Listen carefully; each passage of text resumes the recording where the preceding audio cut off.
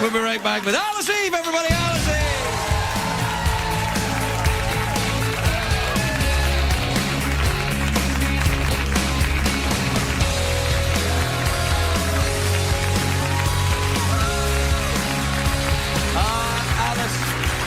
Lovely to see you again. You are indeed a shimmering beacon of beauty this evening, may I say? Thank you very much. You look very, very nice. Buried alive? Yes, buried alive. Yeah. Who would do that? A very bad man, Craig. You wouldn't know anything about it. I think you'd be surprised. Although I wouldn't bury you alive. No, it's a horrific thing. It's about Poe, the film, and, you know... Edgar Allan Poe? Yeah. Oh, yeah. And in his stories, he had a very horrific imagination, and he wrote, as we know, A Telltale Heart. Yes. And in that, he chops a man up and buries him alive. Yeah, but you can hear the boom, boom. Actually, he wouldn't be alive, but yeah, you can hear the heart, exactly. Yeah. He was translated into the French by Baudelaire. I liked Baudelaire. You ever read Baudelaire? That's a great fact. Yeah, no, it's true. Yeah. Baudelaire was crazy alcoholic Frenchman. Just the type of writer I like. Poe was a crazy alcoholic American. Yes, he was. That's true. Yeah, they never met, though, I don't think. No, I think they were a little bit apart. Wasn't Baudelaire the 1850s? Yes, probably would. Ugh. Maybe Poe was dead. I feel such a fool now. Poe went to the White House drunk. Did he really? Yeah. He wasn't the first one.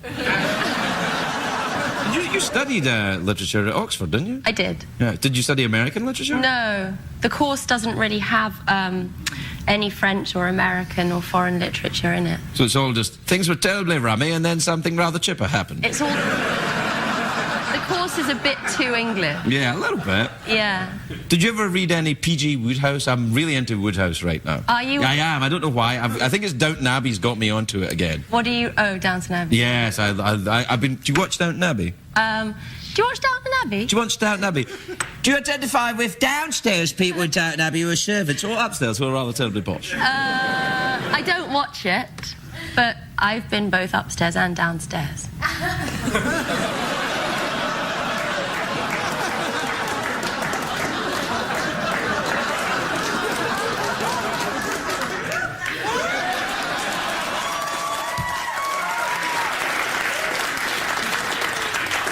I didn't mean that. Yes, that wasn't I know. fair. What do you mean it wasn't fair? You did exactly. You did mean that. The mugging. No, it wasn't I didn't mug. I just did that.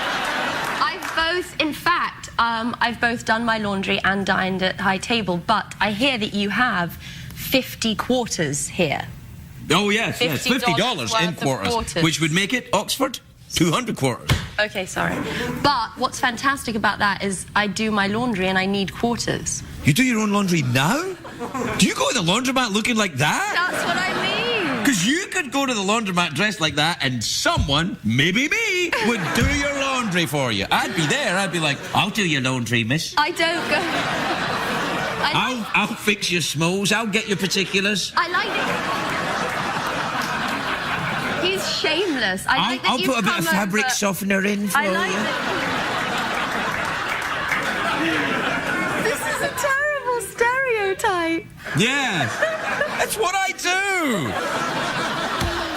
No, all right. What do you want to go for the big cash prize already? Like you come out here, you plug your movie, and straight for the cash prize. I just came for You only came for the $50. I heard you stopped giving singles and you'd started giving quarters, and I asked to come back. You know, most places would... If you go into a 7-Eleven dressed like that, they'll make change for you. Yeah, you'll be all right. Were you buried alive in that clip? Did they actually bury you alive? Yeah, they did. They put me in the coffin and they had, you know, machines, I can't remember, drills. Oh, yes. And, you know, they drilled around my head and put the lid on. And I took my first breath, because I prepared myself mentally for being buried alive. And then I took my first... How do you do that? Just say to yourself, I'm going to be buried alive a lot of times.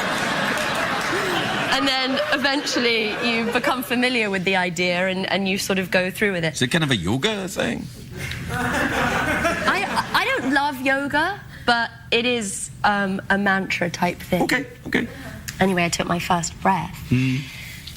And just to calm myself, and all the oxygen went out of the coffin, so when I went for my second breath, there wasn't any left, there was just carbon dioxide. Holy crackers. I know, that's what I did, and then I wept.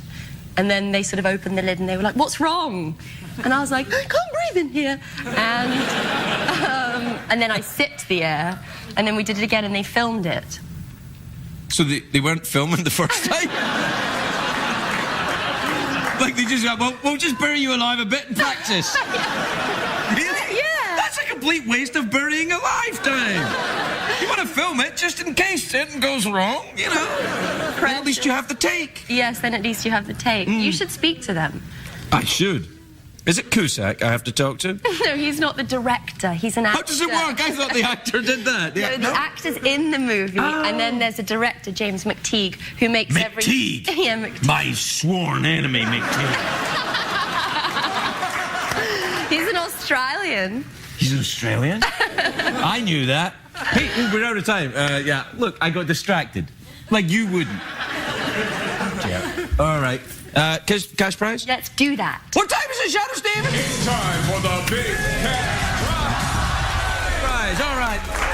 $50 in American quarters. All you have to do is either answer a question or guess what's in my box. Here's how that works. I imagine a box in my head, but I don't know what's in it. Only Jeff knows what's in it. If you guess correctly, you win the $50. If you don't, something awful will happen. Is the box in your head a coffin?